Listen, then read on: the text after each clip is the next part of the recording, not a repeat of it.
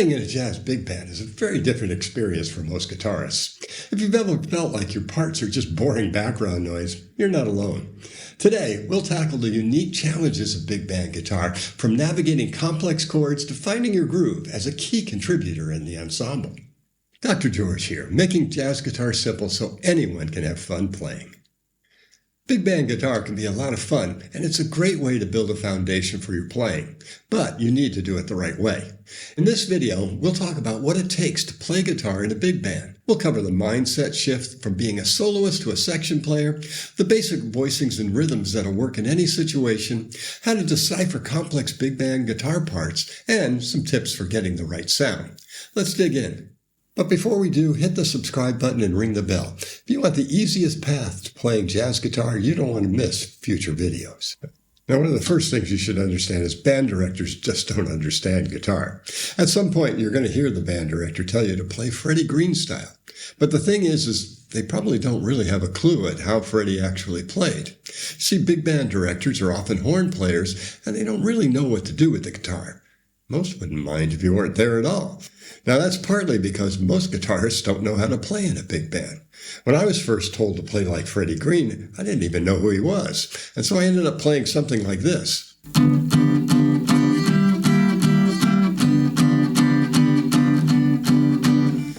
Well, that doesn't make anybody happy. If you want to play in a big band, you have to learn how to do the job the right way. You want to help the band swing as hard as it can. That's what Freddie did, and when he wasn't there, he was missed. It's important to understand your role. Most of us started playing guitar because of our guitar heroes. We wanted to play soaring solos and be a star. But that's just the opposite of what your role is in the big band. Here, you're a section player, and 95% of your job is time and groove. You have to check your ego at the door and be comfortable with the idea that you're playing an important role, but it's just one part in a large organization. You probably won't be noticed, but if you do your job well, you'll be missed when you're not there.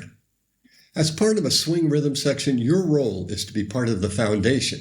You establish the groove and reinforce the basic harmony. You're essentially an extension of the bass, so you need to be listening to them hard and be locked in time with them. And both of you will be keying off the drummer's hi-hat and ride cymbal. With upright bass, if they're listening, you'll also help them with intonation, which is essential if the band is going to play in tune. But you won't be doubling the bass. That leads to disaster. Now, you might be wondering about the piano, but there are 5 roles in an arrangement, and you and the bass are part of the foundation. The piano's role is generally rhythm and fills, so unlike small groups where you're competing for the same space, in a big band, as long as you stay in your lanes, there shouldn't be a problem. So let's talk about Freddie's style. Freddie's main groove is the 4-beat swing. It's 4 quarter notes that are slightly detached with accents on 2 and 4. You'll play quarter notes, but you'll feel the 8th note and occasionally use a brush stroke on an upbeat.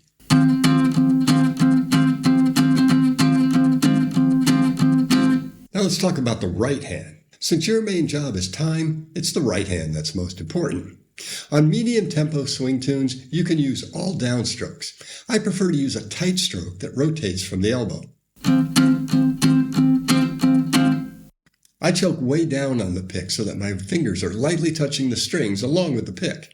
This dampens the strings a bit. You don't really want a lot of overtones. It should be a really percussive sound.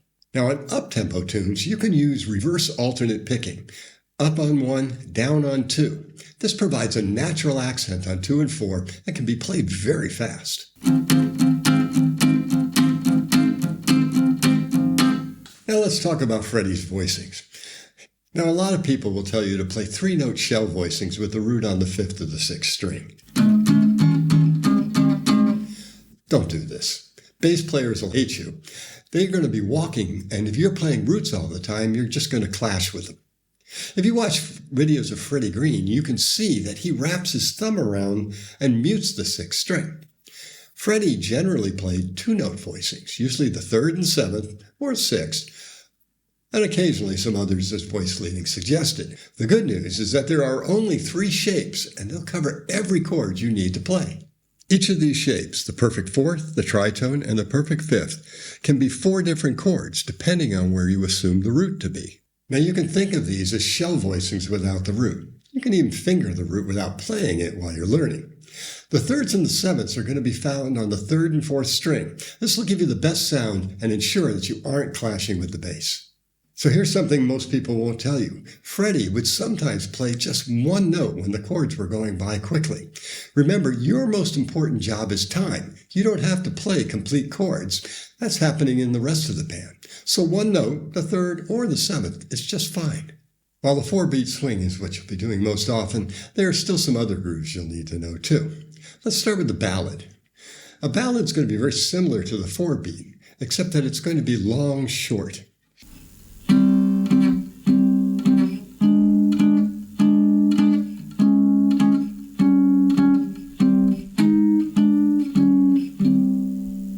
Now in these other grooves, your role becomes more rhythm than foundation.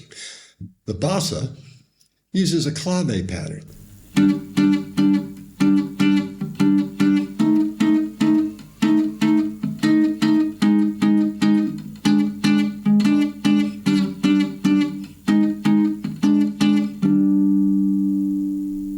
The samba is counted in 2, and it uses a 2-2-2 clave pattern.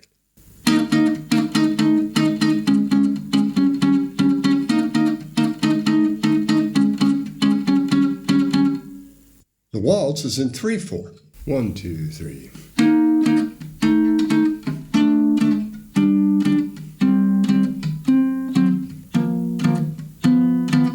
On a shuffle, not to be confused with a rock shuffle, you'll be just playing upbeats. You can kind of lock in onto the snare with this one. 1, 2, 3, 4.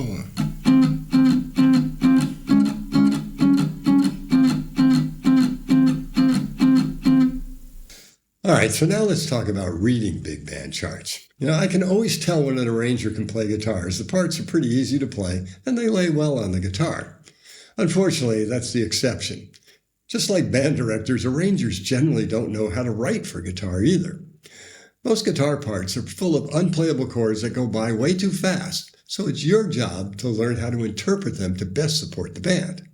Okay, so for starters, don't worry about all those complex chords. The arranger's just telling you what the horns are playing. And for your purposes, you're just going to reduce them down to their essence, and you're going to ignore everything above the 7th. So if it's C9 or C13, it's C7. And if it's C7 sharp 11 or C7 flat 9, it's still C7.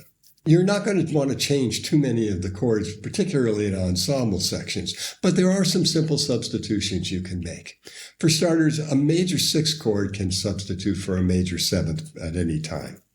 Also, if you see a major triad, adding a major 6 will often make it sound a little bit better. The same is true with minor chords, particularly if it's a tonic chord. If it's the 1 chord in a minor key, adding a 6 to that will make it sound stronger. But if it's a 2 chord, if it's working with a dominant chord, then you want to add a minor 7th to it. And then diminished chords always have a 7th. Now, most of the time we're going to be playing 7th chords, but there are times when triads are called for. So when you're going to play a triad, you can play only 2 or 3 notes. Don't use any doubled notes, no big bar chords. Right? If you're using 2 notes, make it either the root and the 3rd or the 3rd and the 5th. Don't play an open 5th. Another place you can use triads is with slash chords, where you see a triad and an unrelated bass note. And one more thing, don't use the root, 3rd, and 5th of a chord. Upper structures only, except in rock tunes. Now, there are some chords and progressions that are often written in different ways, and the 3rds and 7ths aren't always clear. The most common is the minor cliché. It's a minor triad, followed by a minor major 7th chord, a minor 7th, and then a minor 6th. You might recognize it as Stairway to Heaven. The point is the descending chromatic line. Now, this can be written in a lot of different ways. It's often written as just slash chords, so it would be an A minor over G sharp, A minor over G, A minor over F sharp. But at other times, that's minor major 7. Well, if you're just playing 3 notes, that's actually an augmented triad. And so this could be called G sharp augmented. And then the minor 6 chord, also kind of looks like a ninth chord. And so it's often written as, in this case, D9. The key is to recognize these and just play the basic line.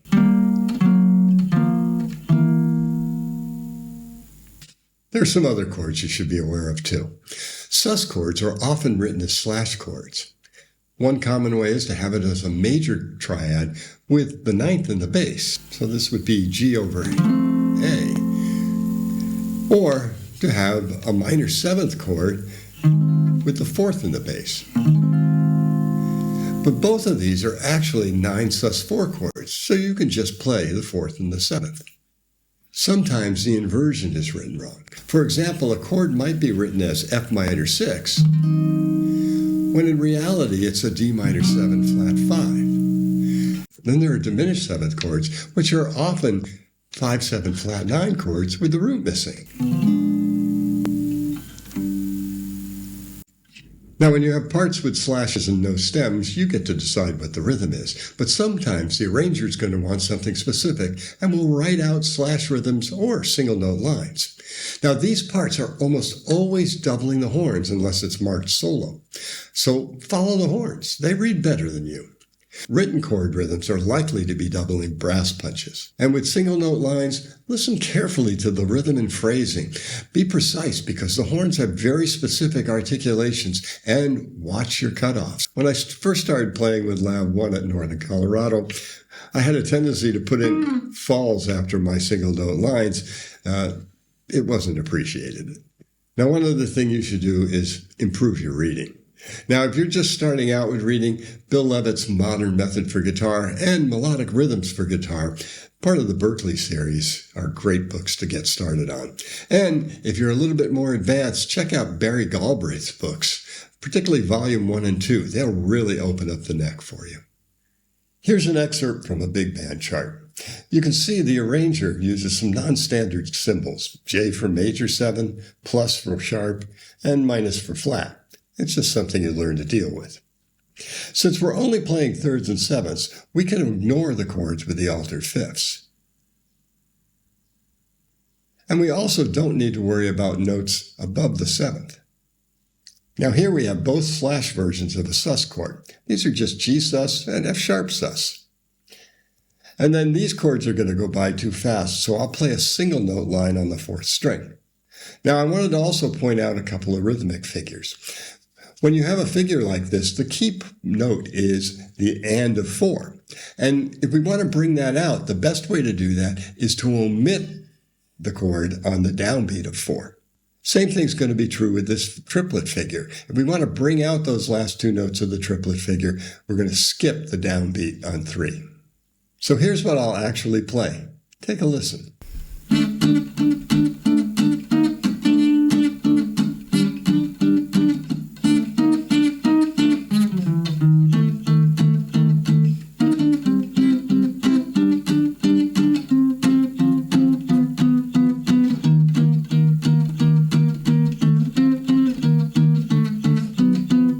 So I hope you see that jazz guitar doesn't really have to be complicated or even all that difficult. If you can play the pentatonic scales and bar chords, you have all you need to get started. My unique method makes jazz simpler and easy to understand so you can be playing with confidence in no time. If you'd like to see if it's a good fit, sign up for a free trial lesson. Just click the link in the pinned comment down below. So now let's talk about getting the right sound. Now, Freddie Green played an acoustic guitar. Not unlike this one. And that's the sound that he got. I don't expect most of you are going to be able to go out and buy a big box archtop guitar like this. So let's talk about some ways that you can do it with more versatile guitars. So let's see what we can do with this Les Paul. Now, the sound is going to be the same with any guitar that has mainly humbucking pickups. All right, so I'm going to be using the neck pickup only. I have the tone control set at about 4 or 5, and then the volume set around 1 or 2. For the volume on the amp, we're going to make sure that the master volume is up and that the gain on the individual channel is lower. We're still going to use that same stroke, but I'm going to be picking on the neck rather than down here.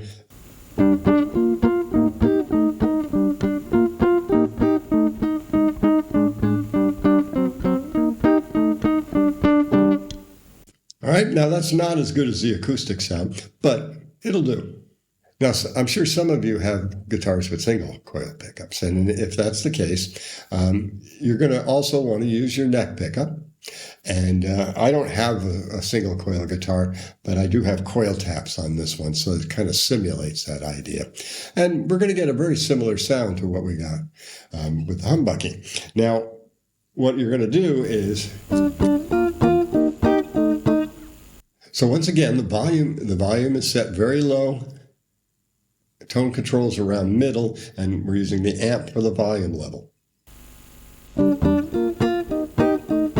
Now, the other thing that you can do is, we're getting that percussive sound on 2 and 4. I'm almost muting the strings there.